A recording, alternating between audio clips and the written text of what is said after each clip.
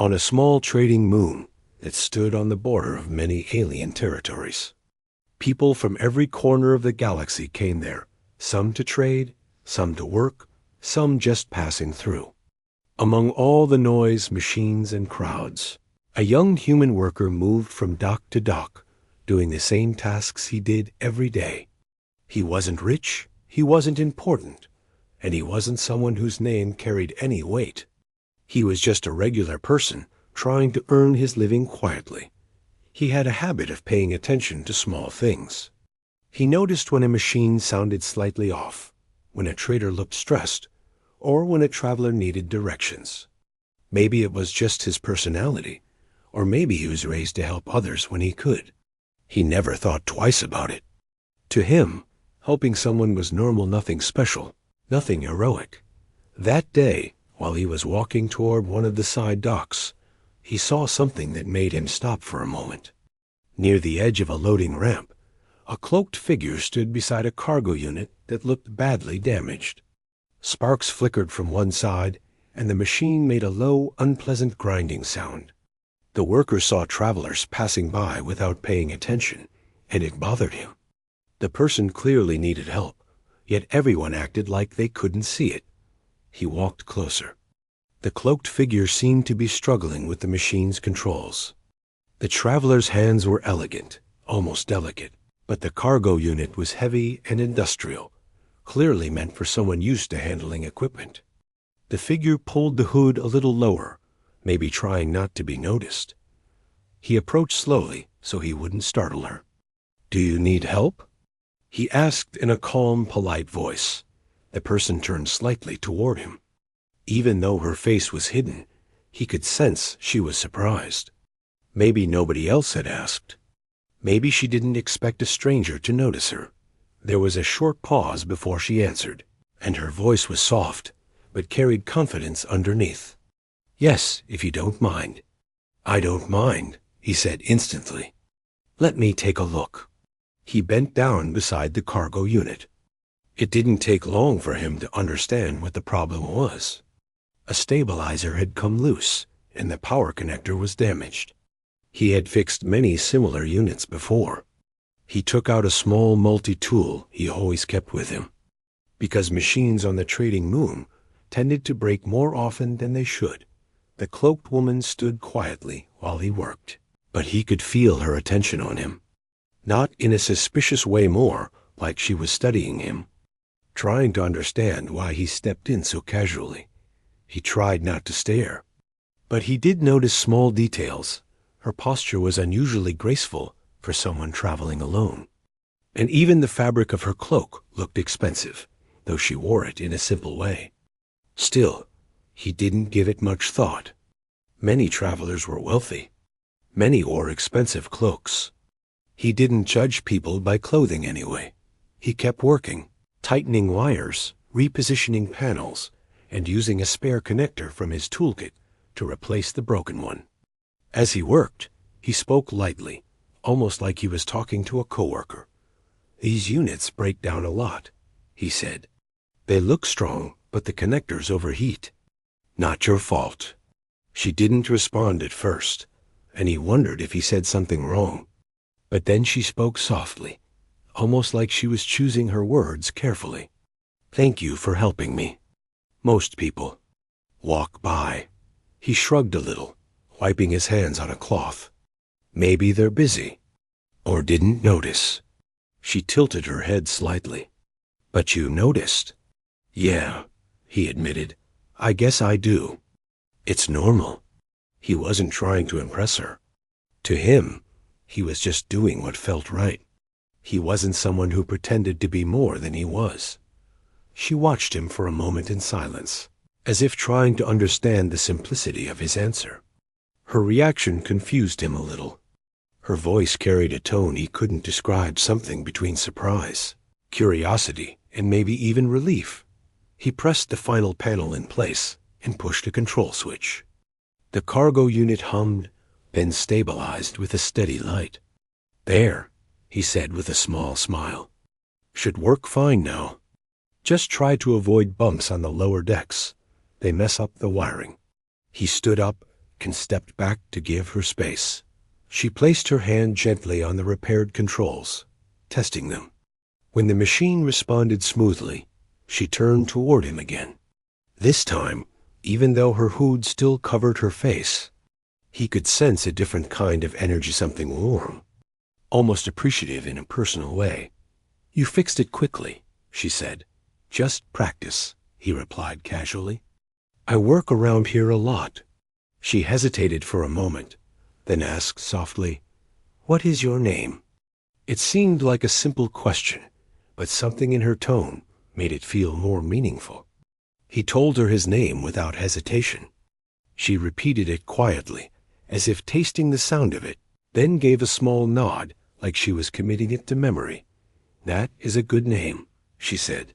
He laughed lightly. "I never thought much about it." "It suits you," she said. "More than you realize." He didn't understand what she meant, but her voice carried a strange certainty, like she knew something he didn't. A slight breeze moved through the dock, lifting the edge of her cloak for a second. He caught a glimpse of a faint glow from something metallic beneath the fabric, some kind of emblem. He didn't know much about alien symbols, so he assumed it was cultural dot. What he didn't know was that several hidden guards were watching them from a distance, keeping an eye on every movement, every word. None of them interfered, because the cloaked woman had signaled them not to. He had no idea he wasn't talking to a normal traveler, no idea that the person he just helped was not only powerful, but one of the wealthiest rulers in the galaxy. To him, she was simply someone who needed help. Nothing more. After a moment of quiet, she spoke again. "You helped without expecting anything. That is rare." He shrugged gently. "Honestly, it just felt like the right thing to do. Anyone could have done it." "But not everyone did," she replied. He didn't know how to respond to that, so he just smiled awkwardly. He wasn't used to being praised for something so simple. She watched him with an expression he couldn't see, but somehow felt an expression that carried respect, curiosity, and maybe a touch of gratitude far deeper than he understood.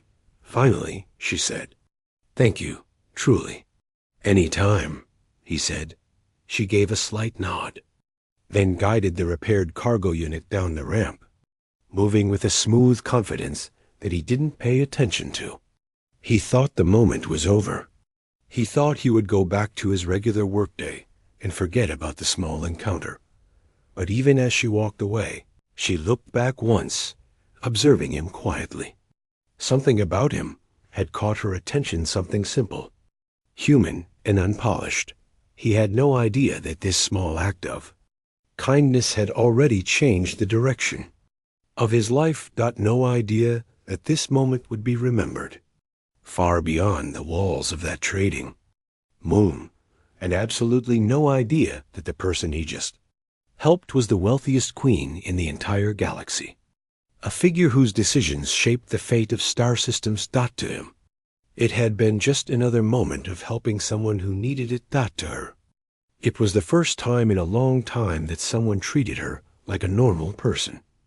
And that, more than anything else, was what she carried with her as she disappeared into the busy corridors of the station. Part 1 ends with the human worker returning to his tasks, completely unaware that his life was about to shift in ways he could never imagine.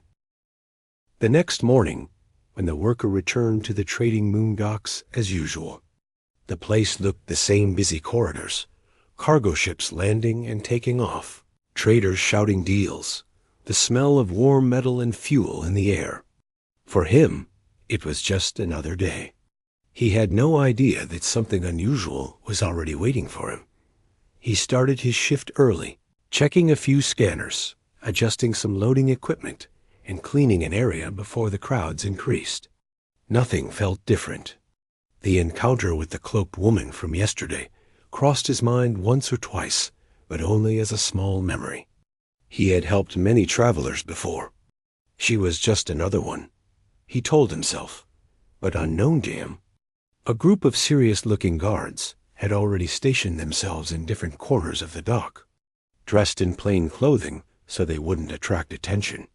They watched him quietly, following his movements but never coming too close. To them, he was no ordinary worker anymore, not after the way their queen reacted the previous day. The worker didn't sense anything strange until midday, when one of the dock supervisors approached him. The supervisor looked nervous, like he wasn't sure how to speak. "There's someone asking for you," the supervisor said. "For me?"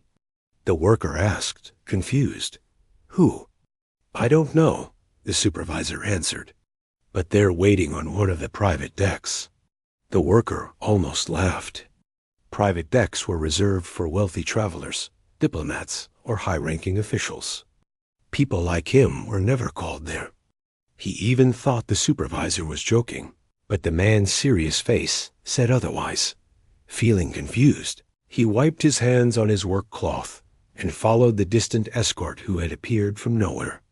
The escort didn't speak, just gestured for him to follow.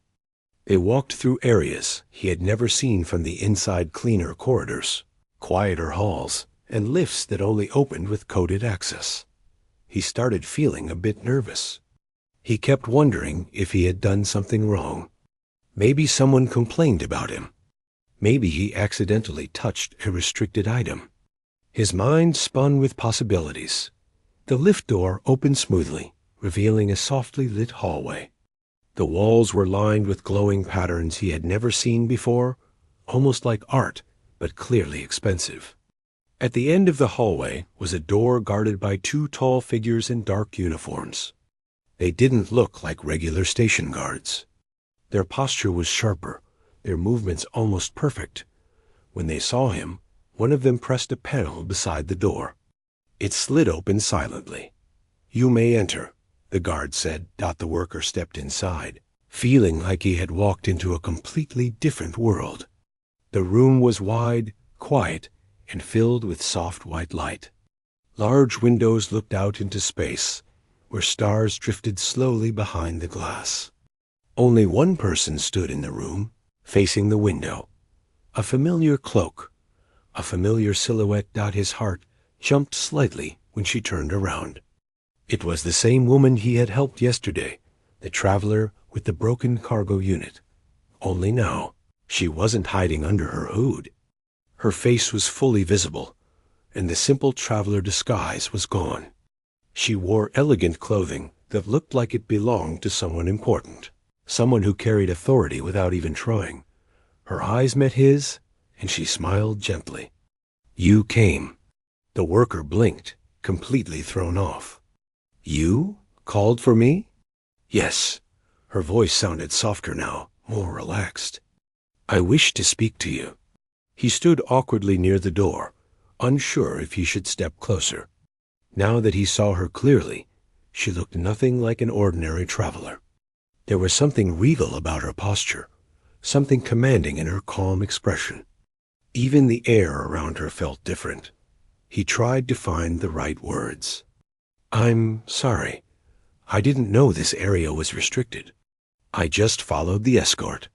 She gave a small, amused smile. "You are not in trouble."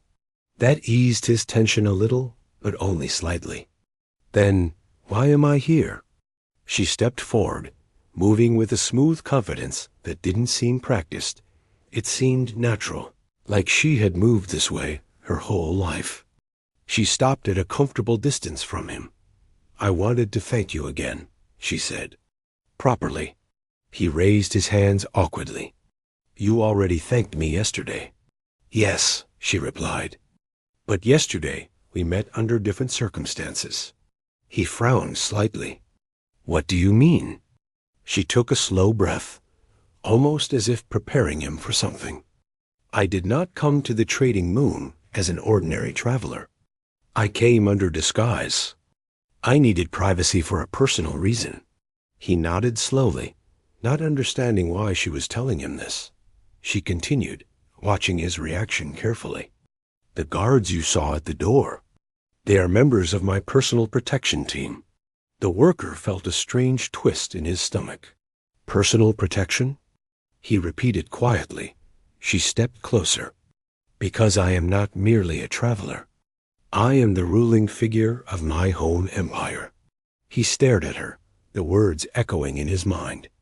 Ruling figure. Empire. Guard team got. It took several long seconds for his brain to understand the meaning. You're a queen? He asked finally, his voice almost a whisper. A soft smile touched her lips. Yes. He froze completely. His breath caught in his throat. He couldn't even move. He had helped a queen. A real queen. A queen with her own empire. A queen who probably had entire fleets at her command. He felt his face heat in embarrassment. I didn't know. I talked to you like I was a normal person, she finished for him gently. And that is why I wish to see you again. He blinked at her. Not understanding. She continued with calm honesty. Most people speak to me with fear or with fake politeness. Some bow too much. Some cannot look at me. Some only want favors or wealth. But you. She paused, her eyes softening. You helped me without knowing anything about me. You spoke naturally. You did not try to impress me. He swallowed hard. I didn't mean to be disrespectful. I didn't know. You are not disrespectful, she said, shaking her head lightly. You were simply human. And that felt refreshing. He didn't know what to say. Part of him felt honored. Another part felt overwhelmed. And another part felt embarrassed that he had treated a queen like a normal person. But she didn't seem offended. Instead, she seemed almost relieved. She turned toward the large window, looking out into the stars. I have been surrounded by wealth and power all my life. But kindness without expectation is something very rare. When you helped me yesterday, I realized I wished to know more about you. He almost choked on his breath. Me? Why me? Because you did not treat me like a symbol, she answered softly. You treated me like a person. He felt quiet for a moment. A queen, someone who ruled entire worlds, wanted to talk to him simply because he had been normal with her. She then spoke again, surprising him. I am still traveling for a few days. I would like you to accompany me. He stared at her in shock. Accompany you? Me? For what? She smiled again, this time gently. For conversation. For honesty. For a sense of realness that I do not experience often. He rubbed the back of his neck nervously. But I'm just a worker. I don't have anything impressive to offer. I am not looking for someone impressive, she replied. I am looking for someone genuine. He felt his chest tighten with confusion and a strange warmth he didn't understand. Why him? Why would someone like her choose someone like him? As he stood there, unsure how to respond, she added softly, You don't have to give me your answer now. But I hope you will consider it. He nodded quietly, still dazed. She walked past him toward the door, her guard stepping aside instantly. But before leaving, she looked back at him with a calm, sincere expression. I am grateful for what you did, she said. More than you know. And then she left the room, leaving him standing alone, unable to fully process what had just happened.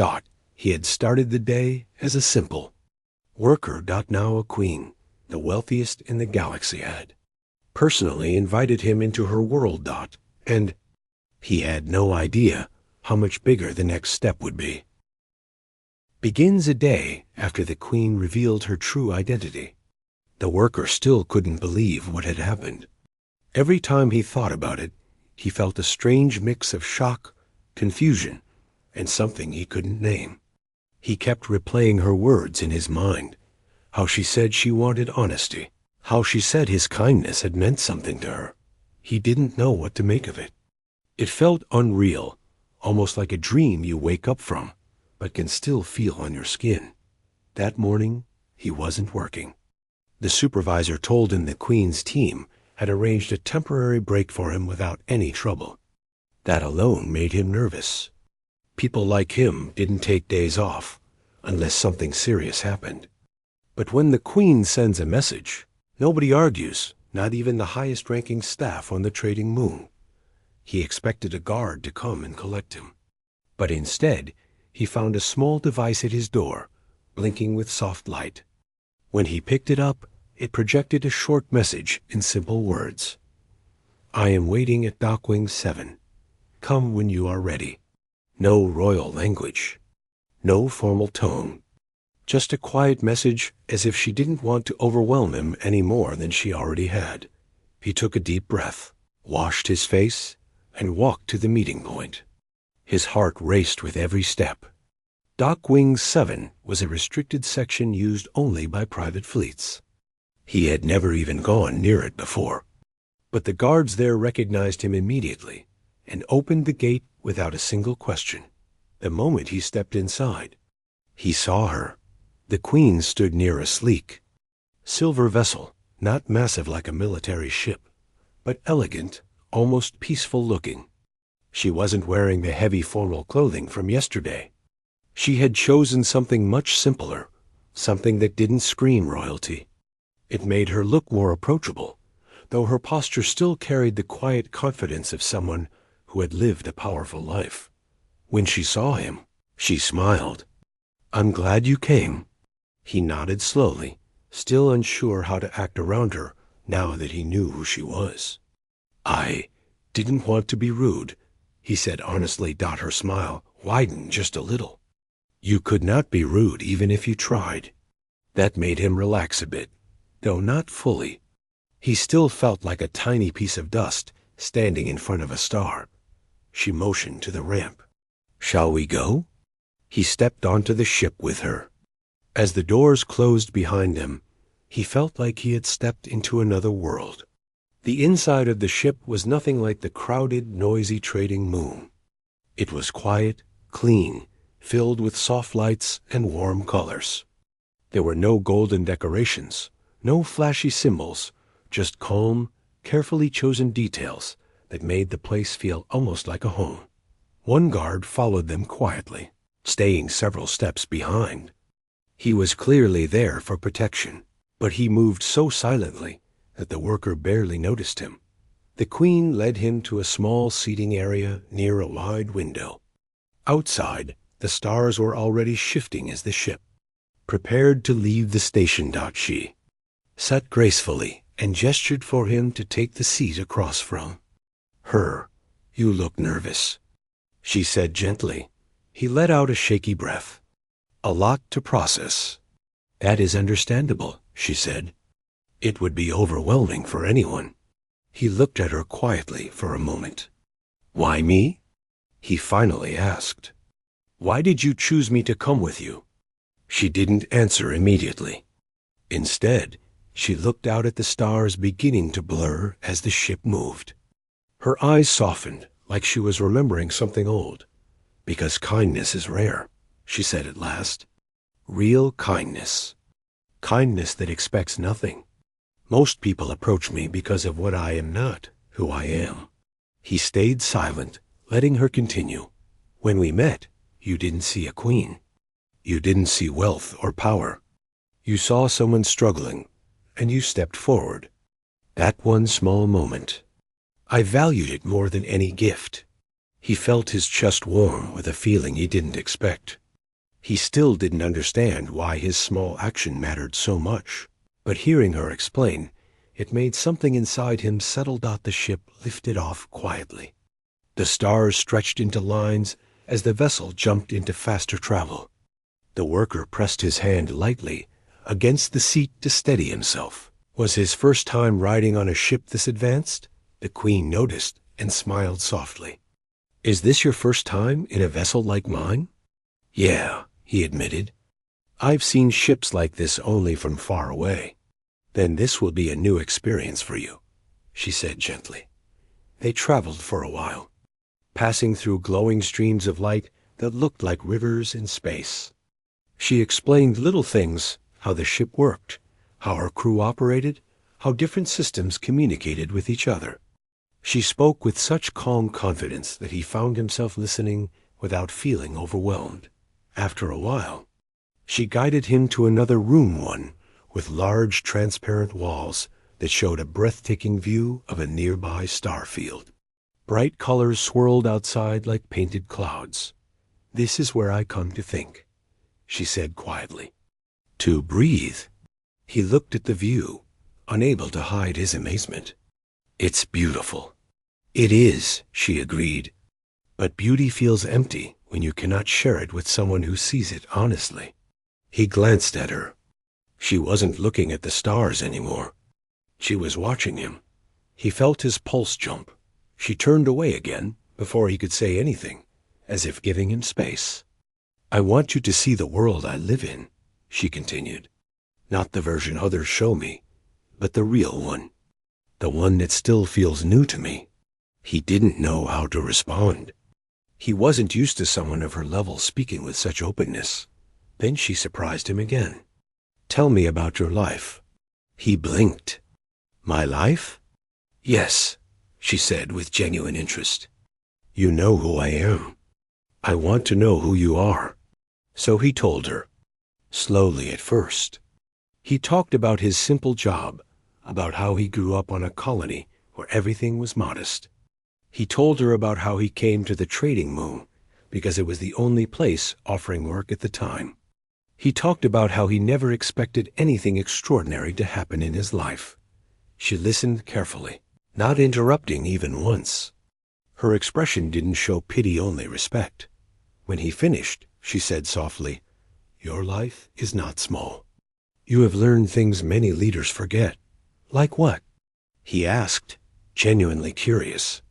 "Humility," she said. "Patience, awareness, and heart." He felt his face warm, unsure how to react to a queen complimenting him with such sincerity. For a long moment, they simply sat together, watching the stars flow past like a river dot. The silence didn't feel heavy. It felt peaceful, almost comforting. Then she stood and motioned him to follow her once more. "There is something else I want you to see." She led him through a narrow corridor until they reached a transparent chamber near the front of the ship. It was a viewing dome, open, wide, and breathtaking. The galaxy stretched out before them like an endless painting. He stood speechless. She watched him again with that quiet smile. "This is part of my empire," she said softly. "One small piece of it." He finally understood what she meant when she said she lived surrounded by power. Planets, stations, fleets, everything bowed to her decisions. She carried the weight of millions of lives on her shoulders. For the first time, he realized how lonely that kind of life could be, and he understood why someone like her valued a moment of simple kindness. They stood together in silence, looking at the universe, and he felt an unexpected shift inside him. Not fear, not confusion, but connection. A connection he never imagined would form between someone like him and someone like her. She looked at him with a calm, warm expression. "I hope you do not regret coming." He shook his head slowly. "No, I don't." She smiled at his answer. A real smile, soft, relieved, almost grateful. And as the ship traveled deeper into the stars, he realized he was beginning to see her not as a queen, not as a ruler, not as the richest person in the galaxy, but as someone simply trying to find a little honesty in a world built on power and fear. He didn't know where this journey would lead, but he knew one thing clearly now. He no longer felt out of place. He felt chosen. When the journey finally came to an end, and the ship returned to the trading moon, he expected everything to fall back into the same routine as before. The same dusty walkway, the same buzzing lights, the same tired workers rushing from one task to another. He thought he would just slip back into the crowd and continue living the quiet life he always lived. After all, the Queen belonged to a world far above his own. and he never imagined she would carry even a small piece of their journey back with her. But the moment the ship landed, he realized this return was nothing like what he expected. The docking area, usually loud and messy, became strangely silent. Workers froze in place. Merchants stopped mid-sentence. Even passing travelers, who usually didn't care about anything except their next destination, halted and turned toward the ramp as it lowered. The silent pulse of the ship filled the air like a reminder that something important was happening. He stood behind the Queen as she began walking down the ramp. 2 of her guards followed, keeping a respectful distance. He felt awkward walking in their line, as if he didn't belong there, as if at any moment someone might tell him to step aside because he was too ordinary to walk behind someone like her. But the Queen didn't look back or slow down. She walked as if she expected him to stay by her side. And because she expected it, he did. From the corner of his eye, he saw his co-workers staring. Some looked confused, some shocked, and some seemed convinced they were dreaming. One of them even rubbed his eyes, like he couldn't believe what he was seeing. No one had ever seen the Queen walk alongside an ordinary worker. Whenever she visited, she moved with a long line of high-ranking officials, not people who repaired broken cargo units with rusty tools. He tried to shrink into himself, wishing he could become invisible. But the Queen noticed everything.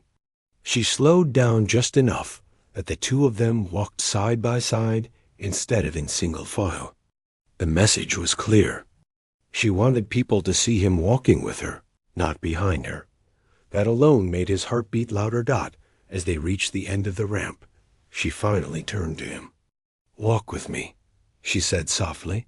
Her voice was calm, warm, and carried none of the formality she usually showed to others. The workers behind the security line whispered among themselves. Some even pulled out small recording devices, though the guards raised their hands to stop them. The Queen didn't like anyone recording moments she considered private, and this moment was definitely one of those. They continued walking through the docking bay. And the strangest thing happened. Everywhere she passed, people stepped aside and made a path for her. Some bowed, some froze, and some moved back in fear of showing disrespect. But every time someone moved away, it opened more space around him too. People were treating him with respect, simply because he was beside her. He didn't feel proud or powerful. Instead, he felt overwhelmed, humbled, and a little nervous. His life until now had been simple. Work hard, go home, sleep, repeat. Nothing prepared him for walking beside someone who could move entire planets with a single decision. When they reached the same corner of the dock where he had helped her days earlier, she stopped walking. The Queen looked around as if remembering the moment she first met him, an ordinary worker offering help to someone he didn't know. "It feels strange standing here again," she said. "So much started at this small place." He nodded, unsure what to say. He didn't trust himself to speak, because he wasn't sure any words would come out right.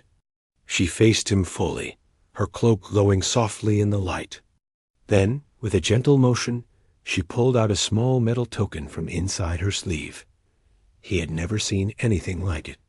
It was shaped like a narrow leaf, made of a metal he couldn't identify.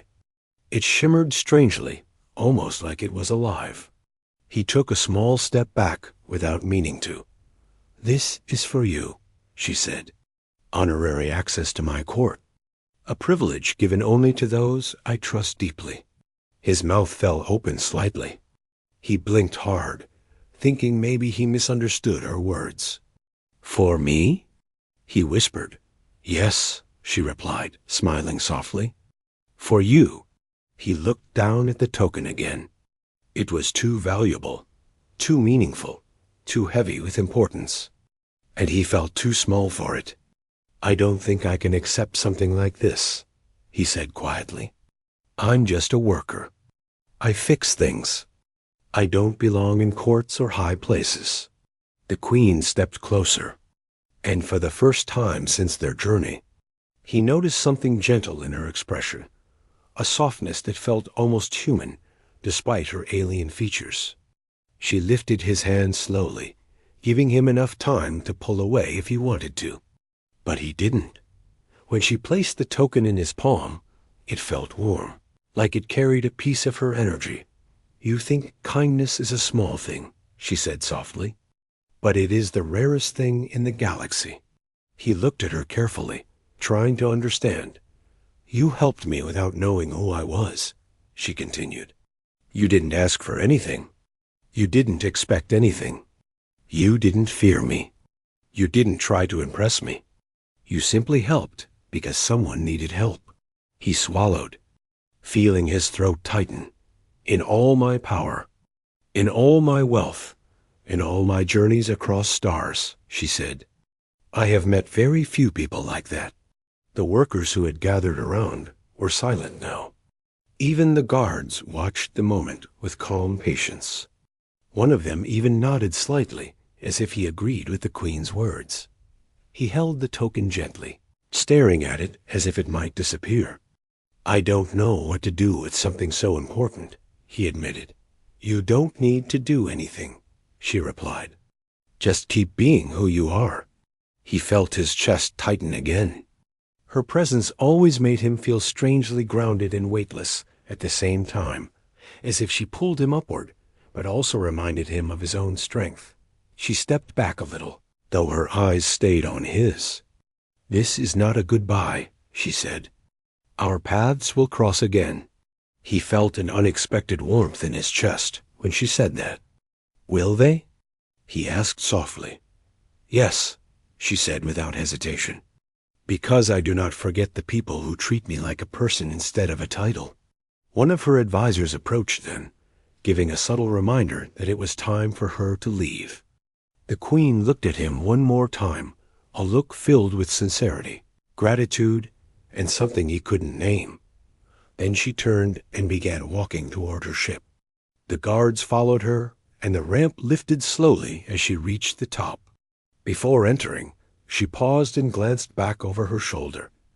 And even though they were far apart now, he could still feel the warmth of her gaze. He lifted his hand slightly, offering a small, shy wave. Her eyes softened before she disappeared into the ship. When the engines ignited and the ship slowly rose from the dock, the workers around him finally found their voices again. Some whispered excitedly, some stared in amazement, and some asked him what had just happened. But he couldn't answer them. He was too lost in his thoughts, too overwhelmed by everything he had just experienced. He watched the ship rise higher and higher until it became a small glowing dot in the sky. Only then did he lower his hand and exhale slowly. A simple act of kindness, a moment he almost forgot had changed his life forever. He didn't know where this path would lead, but he knew one thing for sure. The galaxy suddenly felt much bigger, much brighter, and much more connected to him than ever before. And it all started with one moment, one offer to help, made without expecting anything in return.